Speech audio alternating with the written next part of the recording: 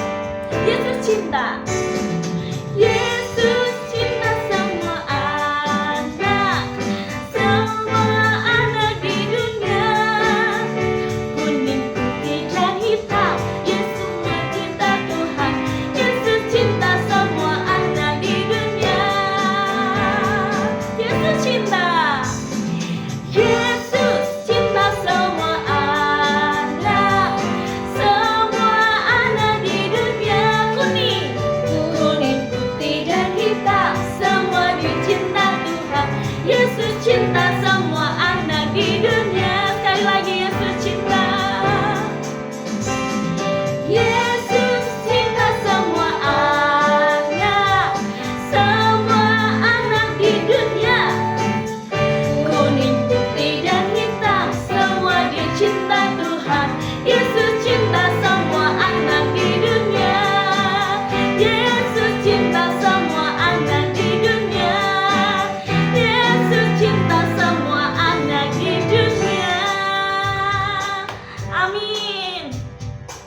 Kasih Tuhan itu tidak pernah berubah ya adik-adik. Kasih Tuhan itu selalu baru bagi kita semua dan tidak pernah berubah. Tuhan mengasihi kita tanpa memandang bulu, tanpa melihat kulit kita. Entah itu kuning, entah itu hitam, entah itu putih. Semua Tuhan cintai. Entah itu rambutnya lurus atau rambutnya keriting, tetap Tuhan mencintai. Begitu baiknya Tuhan di dalam hidup kita, maka kita harus apa adik-adik? Selalu mengasihi Tuhan di dalam hidup kita ya. Yuk, sebelum mendengarkan kebenaran firman Tuhan, mari kita menyanyikan satu lagu yang berjudul Roh Kudus yang Manis. Biarlah Roh Kudus selalu hidup di dalam kita dan memenuhi hidup kita, sehingga apa yang kita lakukan ini berkenan di hadapan Tuhan. Mari kita memuji nama Tuhan. Kami mau membuka hati kami Tuhan untuk Roh Kudus-Mu masuk di dalam diri kami, sehingga kami Engkau kuduskan oleh Roh-Mu yang suci. Terima kasih Tuhan.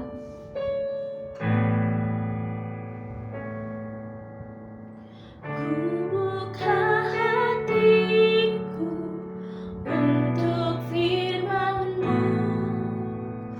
Ku ingin menjadi seperti Yesus. Berfirmanlah Tuhan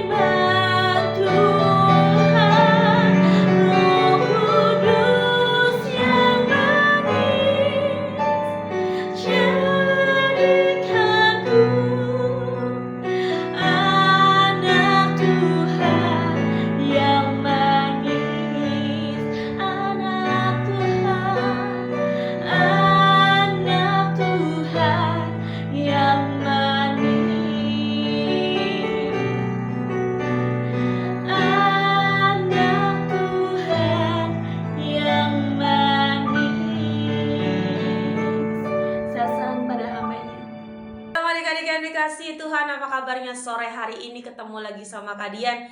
Setelah minggu lalu ketemu Kadian, minggu ini ketemu lagi sama Kadian. Yuk, jangan bosan-bosannya untuk kita terus beribadah di hadapan Tuhan.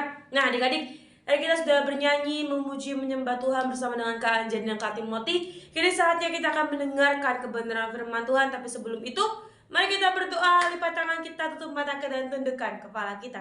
Allah Bapa yang baik, terima kasih kami mengucap syukur buat kasih karunia-Mu, kebaikan yang kami terima sampai dengan hari ini ya Bapa. Yang masuki di minggu kedua di hari Sabtu ya Tuhan, kami yakin dan percaya penyertaan daripada Engkau itu sempurna di dalam kehidupan kami semua. Berkati semua anak-anak-Mu yang mendengarkan firman pada sore hari ini, berkati hati mereka, berikan mereka tanah hati yang baik, berikan mereka telinga sebagai seorang murid, agar setiap firman disampaikan itu bertumbuh dan berbuah dalam kehidupan mereka semua. Terima kasih ya Bapak, kita yang siap mendengarkan kebenaran firman Tuhan berkata, amin. Nah adik-adik, Kadian hari ini tidak jauh-jauh dari tema yang minggu lalu, karena kita masih memasuki tahun-tahun baru. Hari-hari baru masih seger-segernya nih adik-adik. Ini masih hari ke-11 di bulan Januari. Hari ke-11 di bulan yang pertama. Nah, hari ini Kadian akan menyampaikan kebenaran firman Tuhan tentang memiliki hidup yang baru. Kak, memang ada hidup lama, Kak, memang ada sesuatu yang harus kita baru dalam hidup kita. Oh, tentu ada adik-adik. Kita pasti berpikir, hidup kan cuma sekali. Masa sih Kak ada hidup lama, ada hidup baru? Apa artinya Kak kita memiliki hidup baru? Nah adik-adik, kita harus menjadi anak-anak yang mau diperbaharui. Hidup kita emang cuma sekali, Kadian tetap Kadian, tapi Tuhan menginginkan kita sebagai anak-anaknya memiliki kehidupan yang baru di dalam Yesus Kristus. Yang dimaksud dengan hidup baru itu adalah kita bertobat dari kebiasaan atau pemikiran yang lama, karena telah menyerahkan hidup kita sepenuhnya kepada Tuhan. Artinya itu, hidup baru itu adalah kita meninggalkan kebiasaan-kebiasaan lama kita, kebiasaan-kebiasaan yang tidak Tuhan sukai, kebiasaan-kebiasaan yang tidak sesuai dengan kebenaran firman Tuhan. Hidup yang baru adalah hidup bertobat di hadapan Tuhan. Kita ada lagi hidup dalam dosa, kita ada lagi memberikan kesempatan kepada dosa, tapi kita hidup di dalam kebenaran firman Tuhan. Kadian mengajak adik-adik untuk menyerahkan seluruh kehidupannya di dalam Tuhan. Gimana sih Kak supaya kita memiliki hidup yang baru? Gimana sih Kak supaya kita menjadi anak-anak yang bertobat? Gimana sih Kak caranya agar kita semua anak-anak Tuhan hidup di dalam kebenaran firman Tuhan? Nah, minggu lalu Kadian bicara bagaimana kita harus bersuka cita kita hidup dalam Tuhan. Nah, sekarang kita akan belajar bagaimana kita akan memiliki hidup yang baru. Kalau adik-adik pernah dengar cerita tentang Paulus dan tentang Petrus, kita akan melihat bagaimana kedua orang ini adalah orang yang memiliki hidup baru di hadapan Tuhan adik-adik. Mereka meninggalkan manusia lama mereka tidak lagi hidup di dalam dosa mereka atau kelemahan mereka, tapi mereka mendapatkan hidup yang baru di dalam Tuhan. Hidup yang baru tidak bisa didapatkan dari luar Tuhan. Enggak bisa adik-adik. Kalau adik-adik mau hidup baru, hidup adik-adik dapatkan suatu pembaruan, yaitu hanya datang kepada Yesus. Yang pertama, kita akan belajar dari kisah Saulus.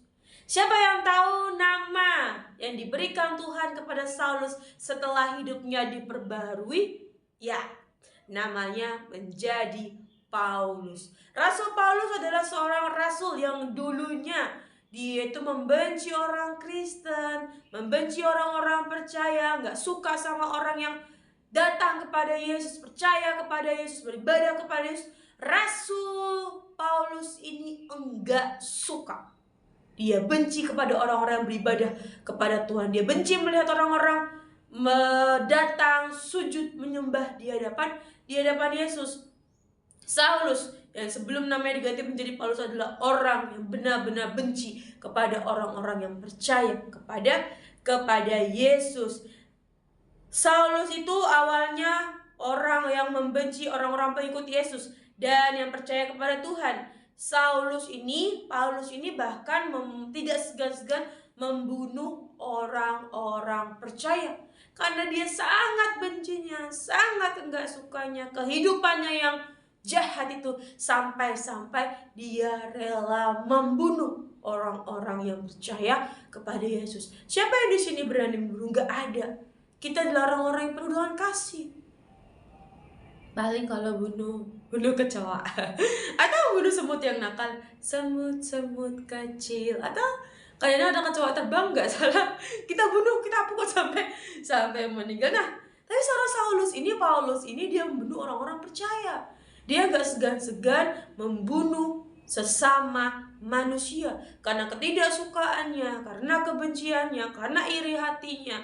Dia sampai rela membunuh orang-orang yang beribadah kepada Yesus. Tapi adik-adik, ini dia salah satu hal yang luar biasa, salah satu hal yang keren dari Tuhan Yesus itu, Tuhan Yesus gak benci loh sama Paulus. Tuhan enggak kayak udahlah, dia telah membunuh orang-orang percayaku, dia telah membunuh anak-anakku, maka dia juga akan kubunuh. Enggak. Kerennya Tuhan Yesus, justru Yesus mendatangi dan mengubah kehidupan seorang Paulus. Kalau Tuhan membunuh Petrus bisa nggak? Bisa. Dihukum bisa nggak? Bisa.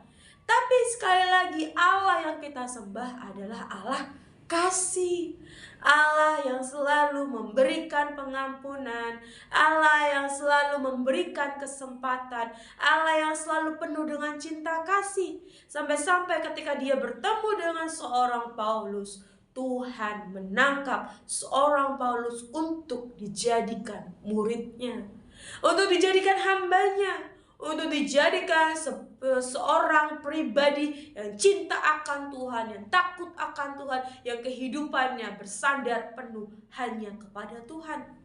Kalau kita baca kisah dari seorang Paulus ini, wah, luar biasa adik-adik. Bagaimana di akhir hidupnya, kehidupannya benar-benar diserahkan hanya kepada Tuhan. Dia mengerti akan arti pengampunan. Seorang Paulus mengerti akan arti suatu yang namanya bertobat di hadapan Tuhan. Dia memahami, dia mengerti akan arti kasih karunia. Seorang Paulus enggak lari ketika Tuhan memanggil dirinya. Paulus enggak lari adik-adik. Paulus menyerahkan seluruh kehidupannya di dalam tangan Tuhan. Bahkan seluruh kehidupannya diserahkan untuk memberitakan Injil. Ini yang namanya hidup baru. Kalau adik-adik mau hidup baru, ya adik-adik harus hidup dalam kebenaran firman Tuhan. Kalau adik-adik mau hidup baru, ya hidup di dalam kebenaran firman Tuhan. Kuncinya cuma itu. Hidup dalam kebenaran firman Tuhan, maka kehidupan kita yang lama akan digantikan dengan kehidupan yang baru. Dulu kita gak suka ke gereja, jadi suka ke gereja. Dulu kita gak baca Alkitab, sekarang jadi suka baca Alkitab. Itu yang namanya hidup baru. Nah, kita belajar nih dari orang yang kedua, yang namanya itu Petrus. Adik-adik juga bisa belajar dari kisah Petrus, dari kisah Bapak Petrus, orang yang menyangkal Tuhan Yesus. Awalnya dia akan berkata, enggak, aku gak akan menyangkalmu Tuhan. Aku akan tetap maju, aku akan tetap berkata bahwa aku adalah pengikut Engkau. Tapi Tuhan berkata, bahkan sebelum ketika yang berkokok, engkau sudah menyangkal aku tiga kali. Tuhan tahu isi hati kita adik-adik. Tuhan tahu apa yang ada di dalam diri kita. Jadi kalau kita mau sembunyi-sembunyi depan Tuhan tuh gak akan pernah bisa. Gak akan bisa adik-adik. Sedalamnya hatiku kau pun tahu, dan kasih-Mu tak jiwaku. Jadi sedalamnya hati kita tuh Tuhan tahu. Apa yang dalam diri kita, apa yang dalam hati kita, Tuhan tahu.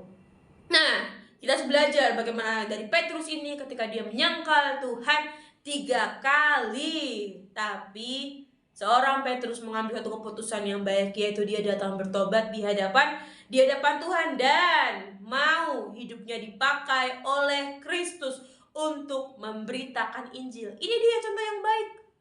Bukan cuma asal bertobat, enggak. Ketika dia bertobat, dia menunjukkan bagaimana dia bertobat, yaitu dengan dia menyerahkan seorang Petrus, menyerahkan seluruh kehidupannya dalam tangan Tuhan untuk memberitakan Injil.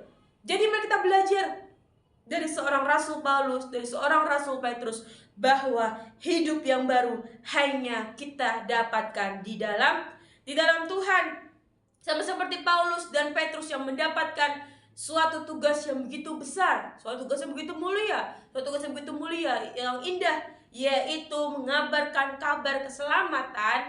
Mari kita juga menjadi anak-anak Tuhan yang mau mengabarkan berita keselamatan.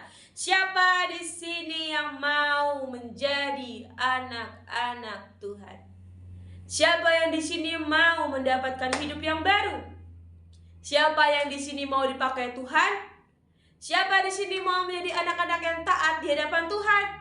Yang mau bertobat di hadapan Tuhan? Kita semua harus mau hidup dalam kebenaran firman Tuhan. Jangan lelah, jangan jemu-jemu, jangan sampai kita menjadi orang gak usah ibadah kak, besok-besok enggak. Jangan. Tidak ada yang tahu akan hari esok. Jadi kalau hari ini kita masih diberikan kesempatan untuk kita beribadah di hadapan Tuhan, pergunakan itu semua dengan sebaik-baiknya. Selagi adik-adik masih bisa beribadah, ketemu Kak Dian, ketemu Kak Miracle, ketemu Kak Ita, ketemu Kak Timothy, ayo kita semangat beribadah di hadapan Tuhan. Hidup yang baru telah Tuhan sediakan bagi kita.